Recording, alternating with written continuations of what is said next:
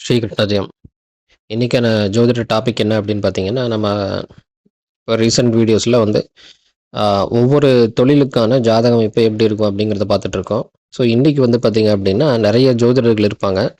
So அவங்களில் சில பேர் மட்டும்தான் ஜோதிடம் ப்ளஸ் பரிகாரம் ரெண்டுமே செய்வாங்க. அதாவது ஜோதிடம் பார்க்க வரவங்களுக்கு ஜோதிடத்தில் அவங்க ஜாதகத்தில் என்னென்ன தோஷங்கள் இருக்கோ அதுக்கு சரியாகிறதுக்கான பரிகாரங்கள், அதாவது ஹோமங்கள், பரிகார பூஜைகள், தான தர்மங்கள் இதெல்லாம் வந்து அவங்களே செஞ்சு வைப்பாங்க. அதாவது ஜோதிடர் செஞ்சு வைப்பாங்க.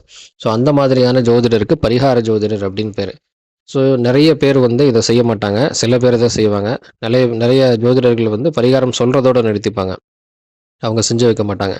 ஸோ இந்த மாதிரியான பரிகார ஜோதிடருக்கான ஜாதக அமைப்பு எப்படி இருக்கும் அப்படின்னு வந்து பார்த்துக்கலாம். என்ன அப்படின்னா, அவங்களுடைய அதாவது அந்த பரிகாரம் செஞ்சு வைக்கக்கூடிய ஜோதிடருடைய ஜாதகத்தில் செவ்வாய் கேது ஏதாவது ஒரு விதத்தில் சேர்ந்திருந்தது அப்படின்னா, ஏதாவது ஒரு விதத்தில் காம்பினேஷன், அதாவது வந்து சேர்ந்திருக்கலாம், இல்லை 1, 5, 9 சமசப்தமம், அல்லது வந்து பரிவர்த்தனை, நட்சத்திரம், ராசி, பாவம், கிரக ரீதியான பரிவர்த்தனைகள் இருக்கலாம். இந்த மாதிரியான பரிவர்த்தனை.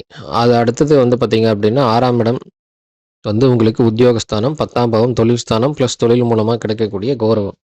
ஸோ இந்த எல்லா இடத்துலையுமே வந்து சனி பகவான் வந்து இந்த கேது செவ்வாயினுடைய சேர்க்கைக்கு பார்வை சேர்க்கை பெற்றிருந்தாலும், அல்லது 6ஆம் பாவம் ப்ளஸ் 10ஆம் பாவம் இந்த இடத்துக்கு செவ்வாய், கேது, சனி இவங்களுடைய ஏதாவது ஒரு விதத்தில் சம்பந்தம் இருந்தாலும், அந்த ஜோதிடர் வந்து தன்னுடைய வாடிக்கையாளர்களுக்கு தானே வந்து பரிகாரம் செஞ்சு அவங்களுக்கு வந்து முழு ஆதரவையும் சப்போர்ட்டாகவும் அவர் வந்து கொடுப்பாரு.